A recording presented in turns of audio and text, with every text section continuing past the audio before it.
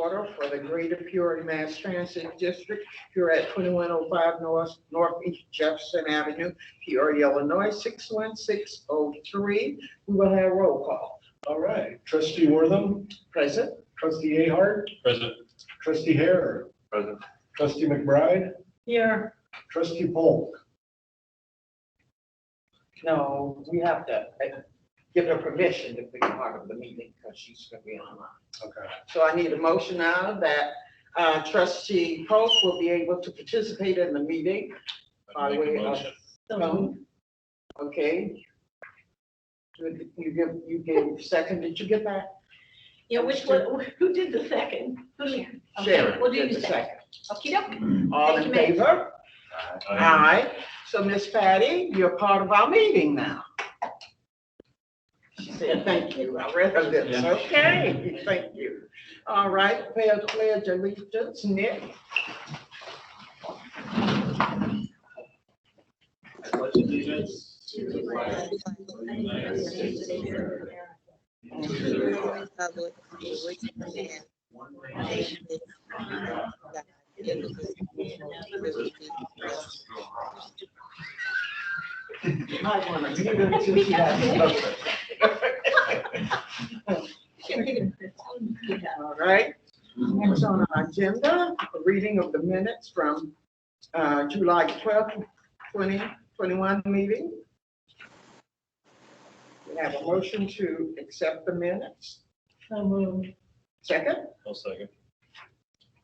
we have a motion and a second. All in favor? Sign of aye. Aye. Those opposed? Okay. Thank you. So the minutes have been approved. Do we have any communications? We do. Okay. Gotta even get up for this one tonight, so.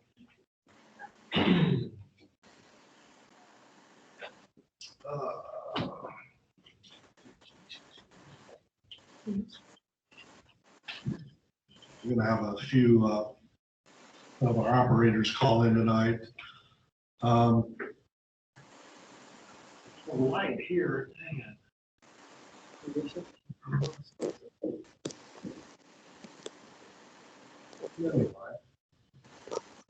You need them? Do you have them? I got it. Okay. We've been having some issues with driver assaults. And we received a letter from the Amalgamated Transit Union President International in July.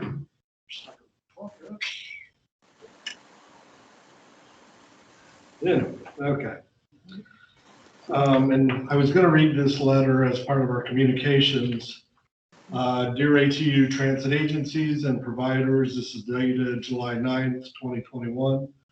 I'm writing regarding emergency preparedness at transit systems on behalf, there it is, of the more than 200,000 members of the Amalgamated Transit Union who serve our communities every day.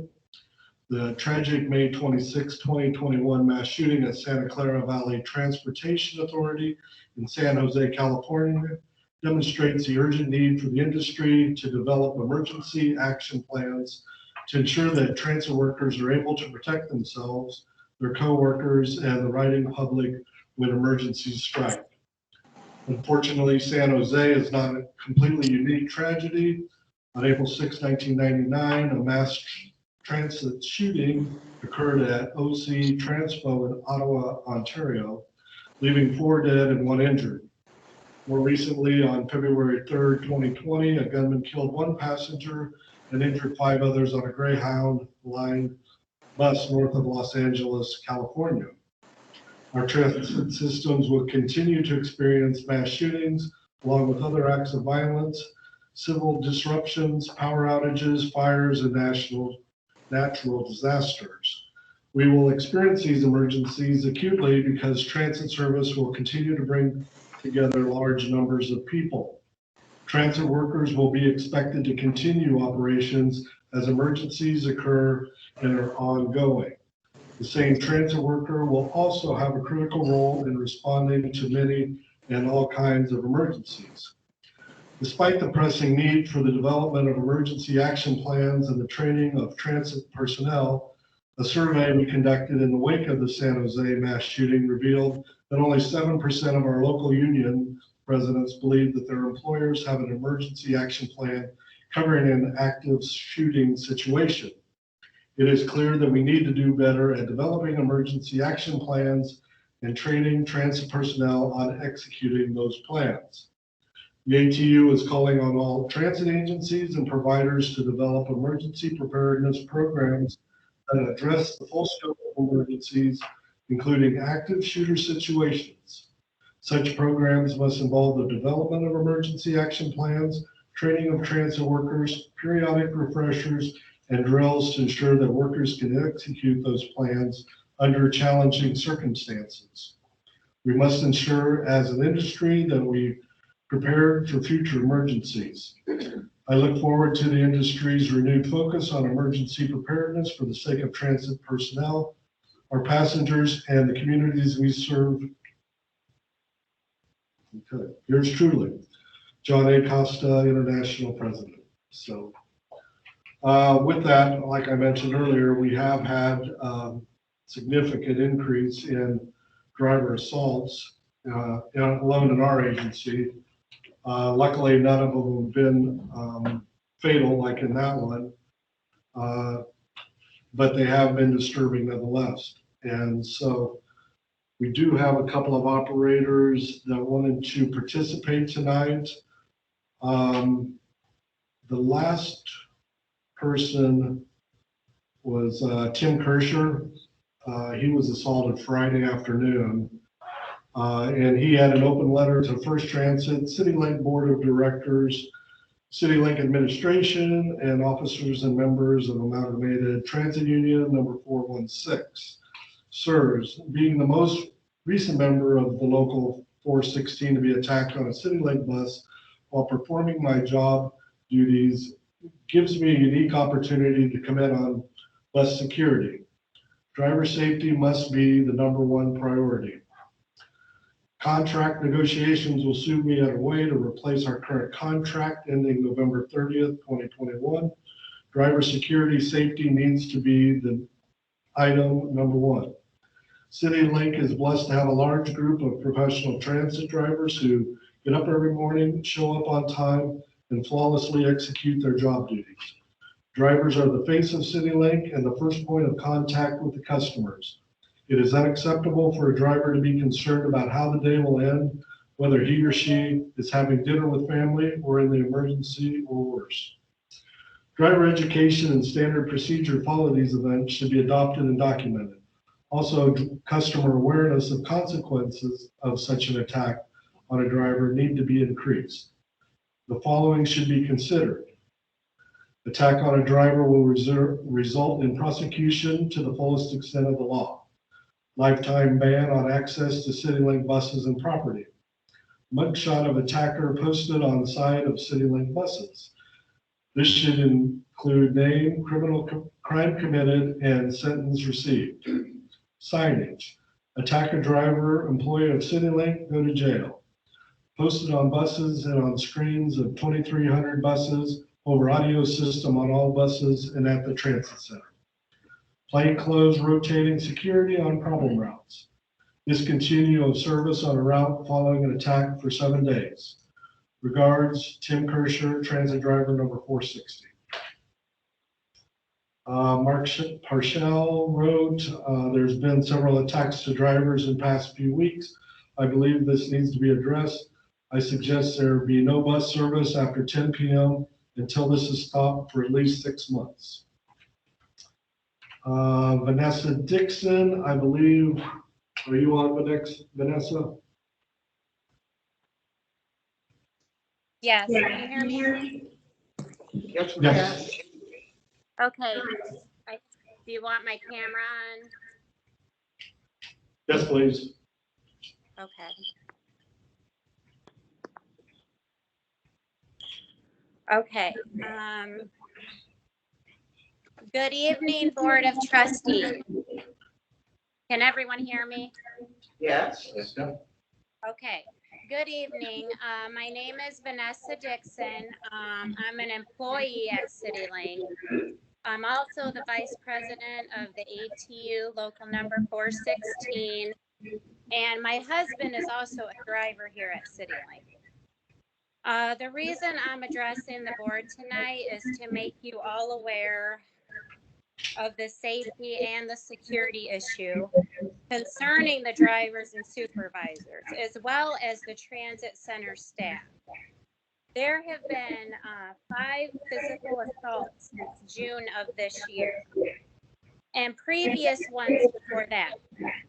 The drivers and supervisors, they face verbal assaults probably on a daily basis.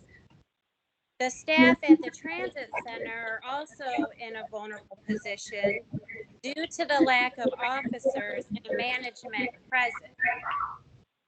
This is becoming a true safety hazard, and it needs to be the #1 priority.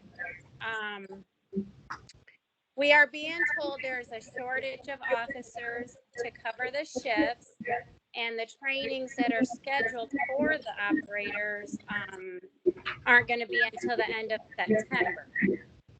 So I see that's kind of concerning to me too.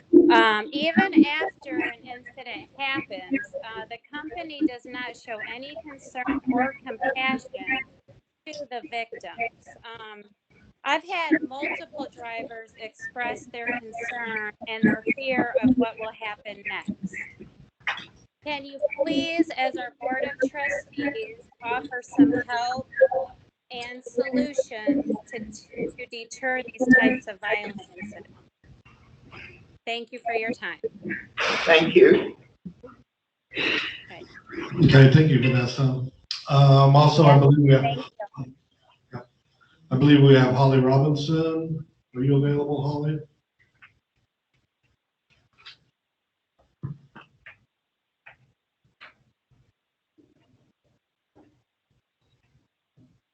What's your name?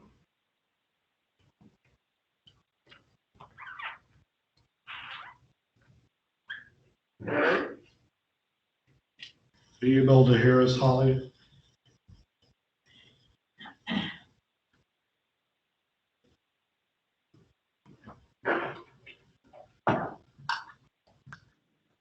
Okay, anyway, Holly wrote on her letter, I don't feel the company takes the assault on drivers seriously. I don't feel they're concerned about our safety or our well-being. The repeat offenders should be banned for life, and there's no police presence from 10 p.m. to 6 a.m. Night drivers are sitting targets. So, I know we usually don't address things right away, but I did want to let the board know that we did have labor management meeting in July. We did discuss some of these situations at that time. The security officers, we rely on police from Peoria Police Department. And right now, there are a lot of retirements, so we're short-staffed. We are looking at other options, and we're looking at filling some of the positions that the police officers don't want with either a private firm or whatnot. But that's going to have limitations and drawbacks as well. So we might got to make sure that the union's going to be on board with that before we go too far into that one. So let's see if there's something else I was going to say about that. But I guess that's about, we do take the concerns. Oh, the other part is so far, all of the people that have assaulted our drivers have been arrested and are going to be persecuted to as far as the authorities will take it. So They would we not really be able don't to have ride much the bus. control over that. They would not be able to ride the bus for a certain period of time. Right, yeah. Whether or not we can do a lifetime ban, I'm not sure. We'll have to look into that. But yeah, I don't see them coming back anytime soon.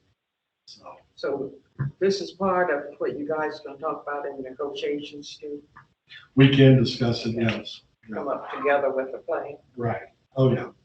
And we have monthly meetings with the officers of the labor union, so we can openly discuss all this stuff. So, and solutions and how we can effectively put this, take care of the concern. It's just tense times out there right now, and unfortunately, our transit operators are the ones feeling the brunt of it, so. Any questions from any board members? Thank you, Doug. I know you followed through on this with the union so that we can come up with a successful plan and the way we're gonna work with them on this, okay? Okay. Anything else?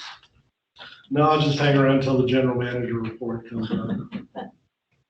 Okay, you just gonna stand there? All right. Okay. Do we have any reports from officers? Okay. Report from standing committees. This is Patty. I have one for ADA. Okay, we're listening. Okay, I did want to say that we did cancel the standing meeting that was scheduled for August because I'm waiting for the new staff person to be hired. Then Doug and I are going to get together with that individual and then we'll map out what our process is going to be moving forward as to when we're going to have our meetings and so forth from there. The other thing that I wanted to say is that I took the opportunity to visit Angel and her team. I was most impressed with the facility. It's immaculate. It's the work ethic there is extraordinary. To walk into the total environment, I could feel how much the staff enjoyed being there, how hard they work, and I could tell their commitment to doing an outstanding job. So I just wanted you all to know that they are doing superb, and I was most impressed with my first visit. And that would be my report. Okay, thank you very much. General manager's report. Okay, as Patty alluded to, Shammer Robinson will be our new employee for mobility management. She'll be on the ADA committee, the HSTP committee. We'll have her doing a lot of outreach to City Hall since that's where she currently works now. And some planning projects. Her office will be at the Transit Center, so we will have another manager in place down there for security. I don't expect her to be a security officer, but she'll be in place to help out if needed. And her title is going to be Assistant Operations Director, and she will start August 24th.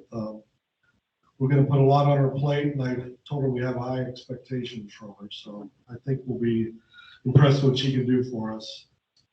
We did extend the Pekin contract for another year. And then some of you saw the request or some emails floating around about Peoria Public Schools. City manager and one of the, Beth Jensen actually, thought they needed some help in transportation issues. We met with them. They basically said, no, we're good for now. But the one thing they did request were 265 monthly student passes and 200 daily passes. And so it's actually under my authority, but I'm going to bring it to your attention that I'm going to use some COVID funding as part of a way to reestablish bus service. And so it's going to actually cost the district like $5,400 for me to buy these passes for them. But we're going to give those passes so that they can actually put some more people on our buses. So. Did I hear you clearly? They are buying the passes or are they giving the passes? We're giving them some passes. Okay. And it should last them all year, so. So we're giving them passes for the year. Okay. Just trying to get it, make sure I got it straight. Yeah. So those passes will be used by their students. right, no, Okay. no. At different school systems. So, We have no say as to how they use the passes, right? Right.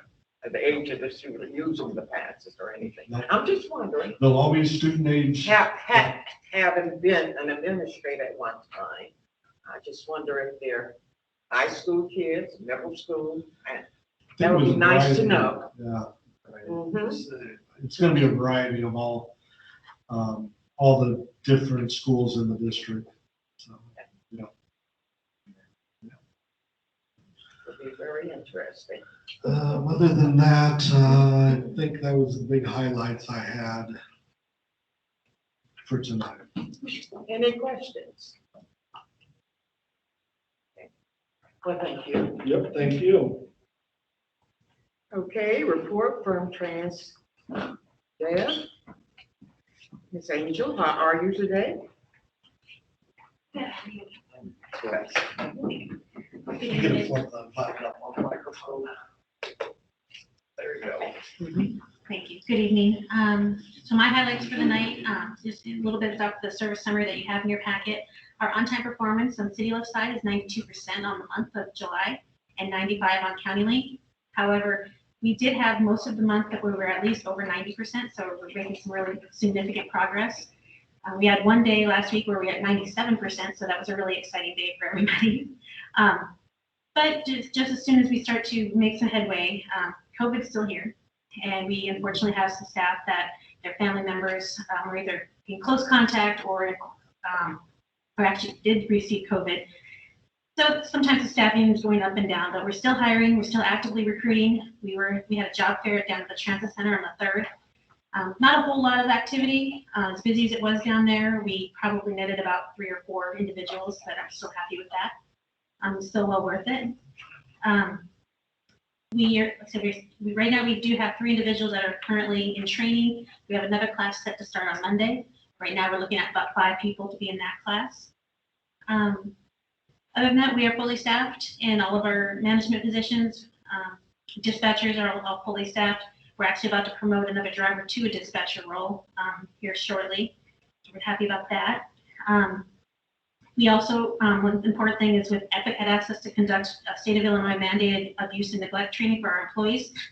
So in addition to our safety meeting, we performed that training for them and made sure they had all the sign-offs on that. And as Mrs. Pope said, she visited us and it was very well received. Mrs. Pope, they were so excited that you were there. She even brought cookies, individually wrapped, and that was a big hit. But they were very, seriously, Mrs. Pope, they were very impressed that a board member came out there and shook every single person's hand, talked to every single person. They made them feel really, really good. So thank you for that. And if any board member would like to come out there anytime, just let me know. I would love to have you come out and see what we do out there. While we have had our challenges over the past several months, I want you to know that the staff there are truly dedicated. They love what they do and they mean what they say when they say how much they love it. We all have bad days. We all have some customers who are challenging, to say the least.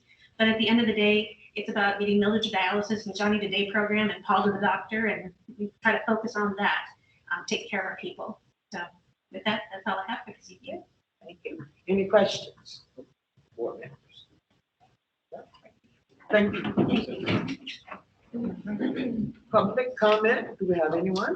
Nope, Doug took care of that during the communications part tonight. Okay, I think. old business? I got something I forgot to do while I was up there, so can we put it under old business?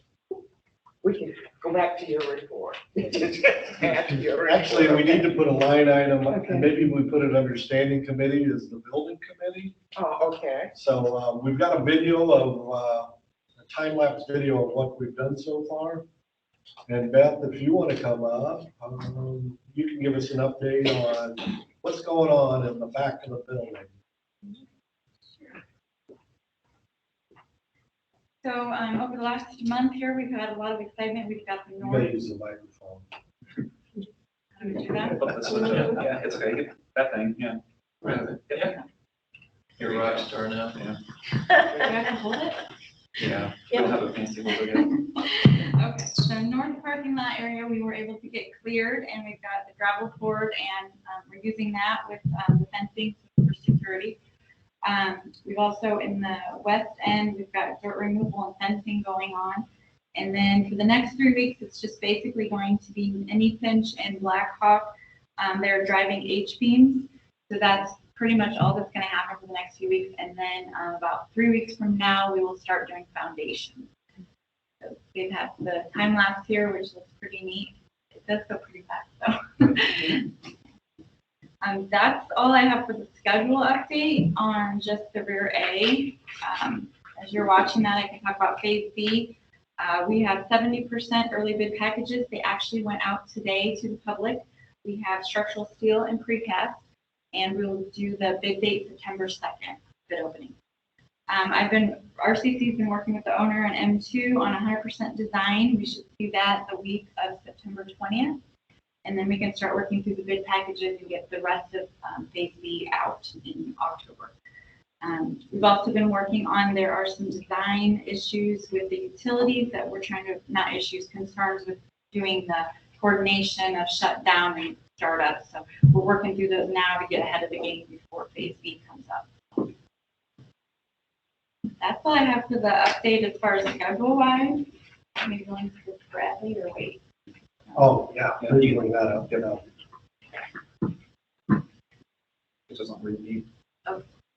Just go into it. Okay. So every year, River City Construction partners with Bradley University to complete their senior project class requirements. I actually personally attended and did this class quite a few years ago. It was a lot of fun. Greater Peoria and M2 has graciously approved us to use this project for this year's project. It's very exciting.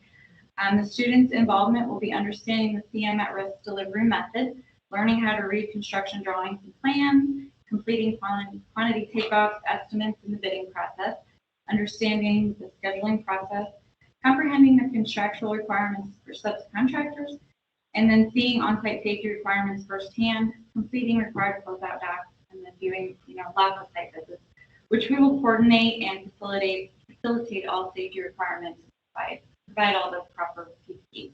But I also brought with me our current intern that's on site and working here in the trailer, Kate Lansford, and he will be attending the class in August. So we are excited to have him, and he's excited to be part on site and in class. It would be fun to bring him today. Yes, thank you. My name is Kate Lansford. I am third-year project management intern at River City, and I will be going into my senior year at Bradley.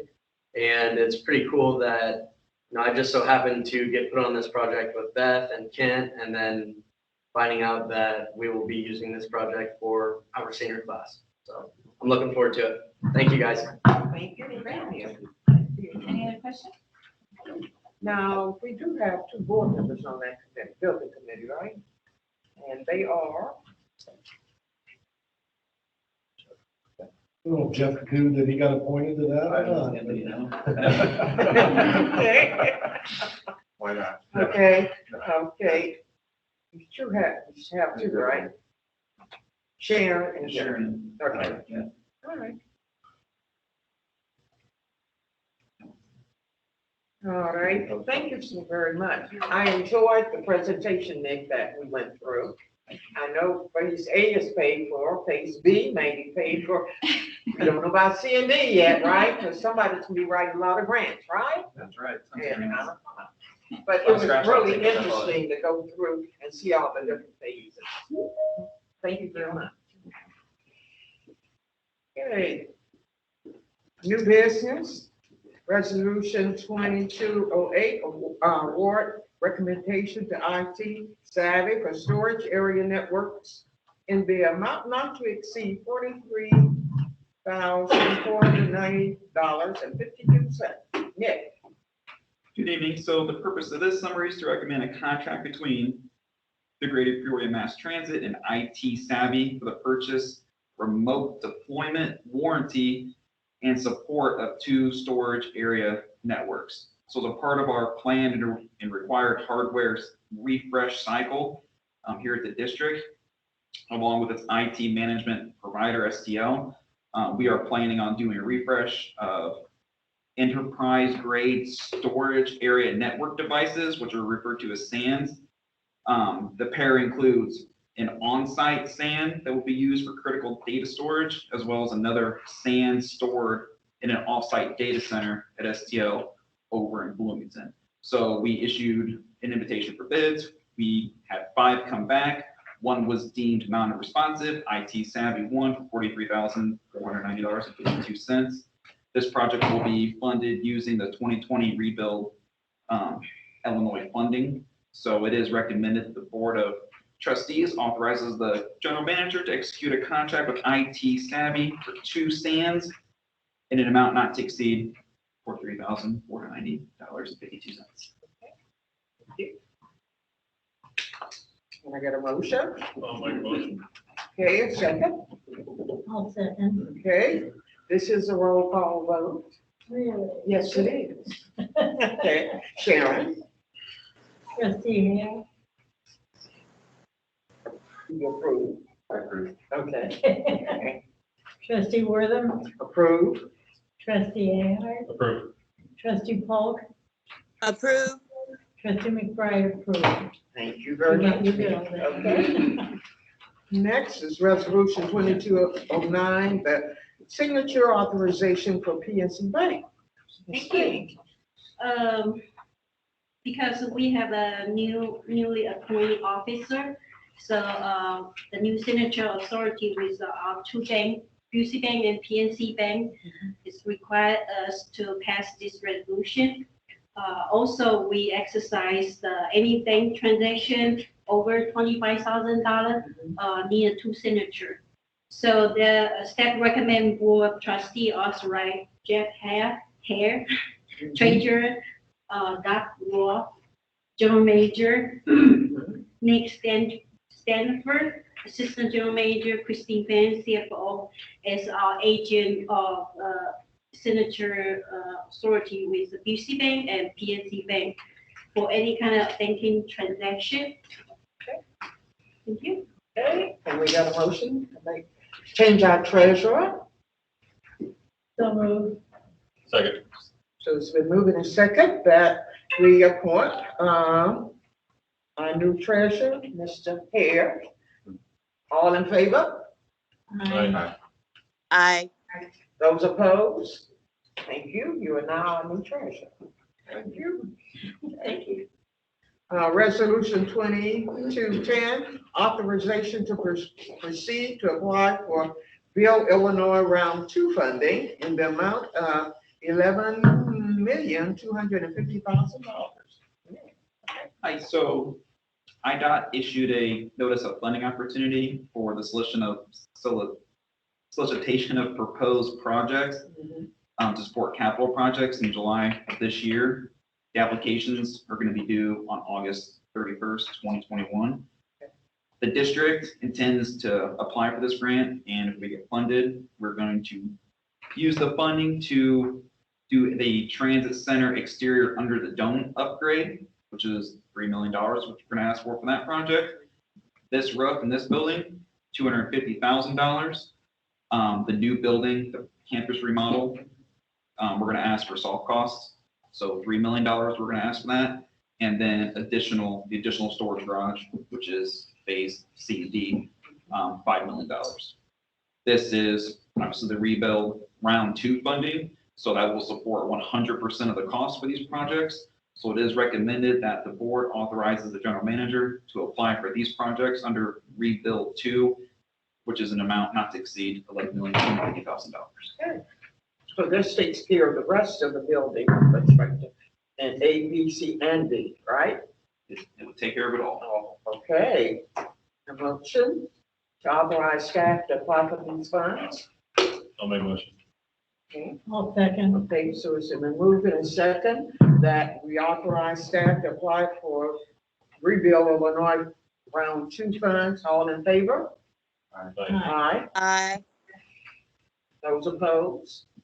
Thank you. Nick, you authorized to apply. I hope we get every penny Me too. that you apply for. Because really, I that's count it the all, too. balance of what we need in order to complete the project, right? Okay, thank you. It would definitely give some relief.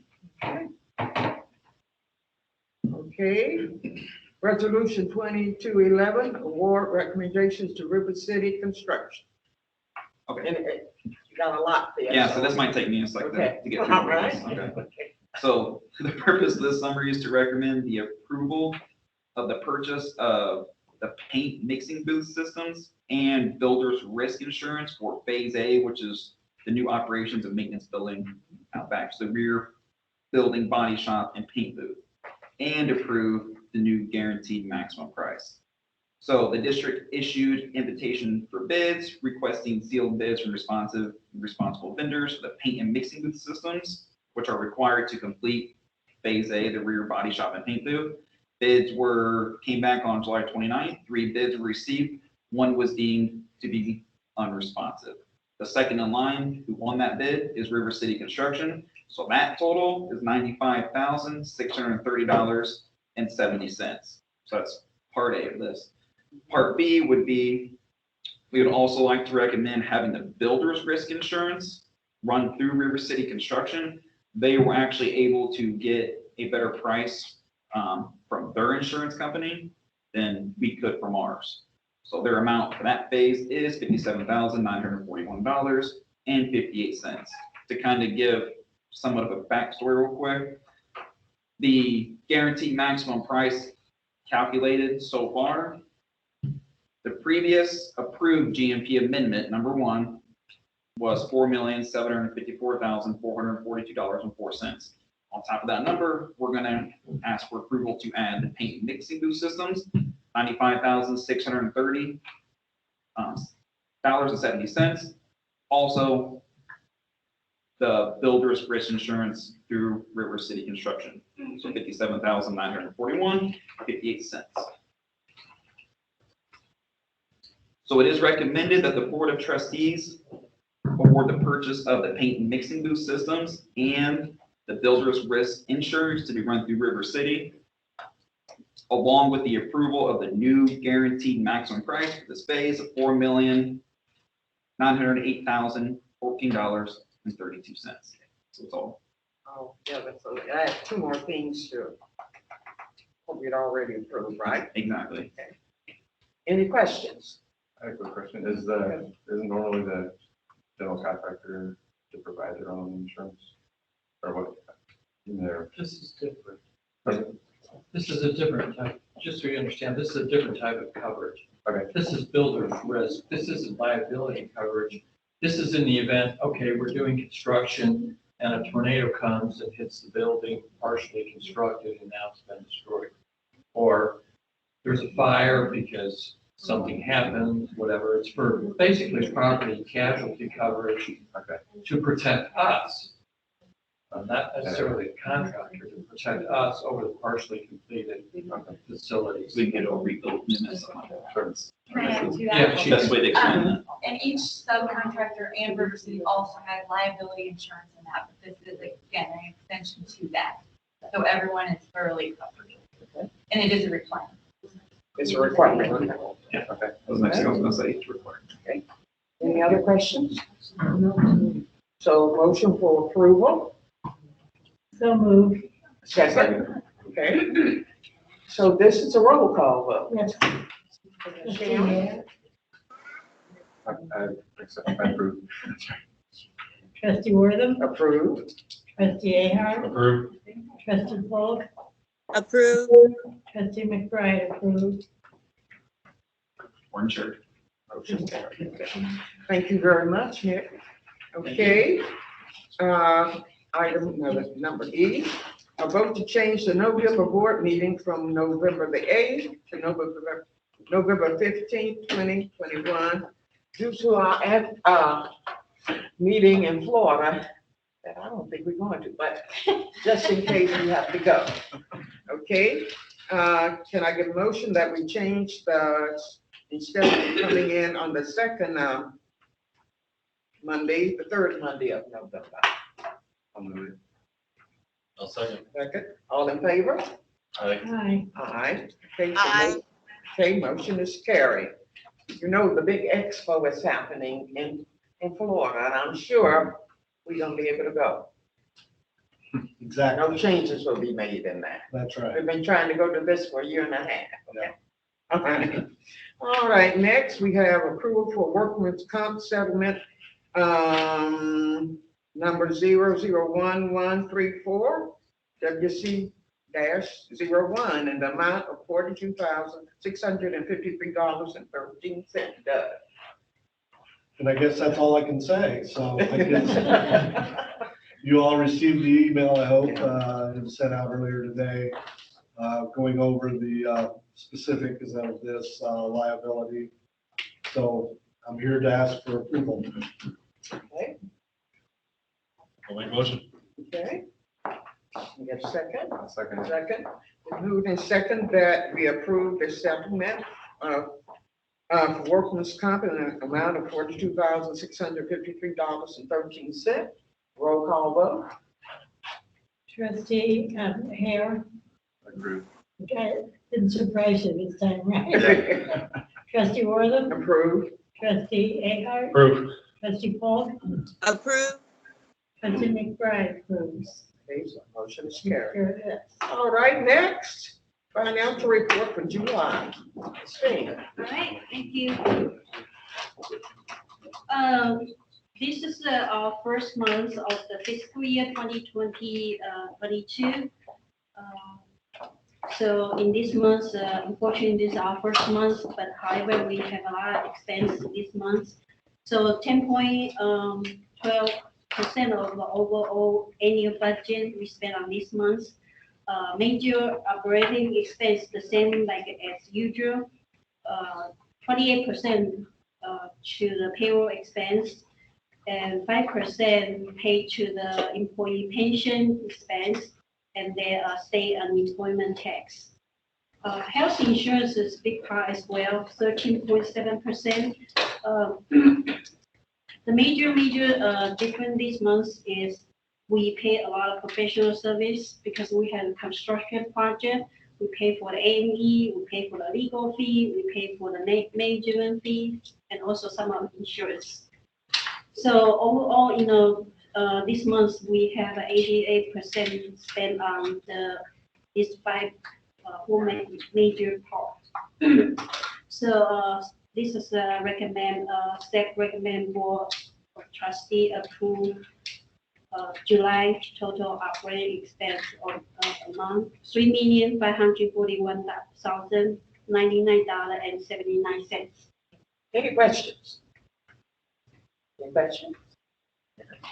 So you have motion, Motion to approve. second, I'll second it. okay? So we have a motion and a second to approve the financial report for July 2021. This is a roll call vote. Trustee Hare, Approved. trustee Wortham, Approved. trustee Ahart, Approved. trustee Polk, Approve. trustee McBride approved. Okay, thank you very much. We have the part of the meeting that we just announced. Our next meeting will be September the 13th, 2021. And then we have our next meeting, October the 11th, 2021. If there's no other business, I'll take a motion to adjourn. You got it. You got a motion and a second. All in favor of adjourning the meeting at this time? Say aye. Aye. Aye. Thank you for the meeting today. Thank you, Ms. Pope. Have a wonderful vacation. Thank you. Bye. Bye-bye.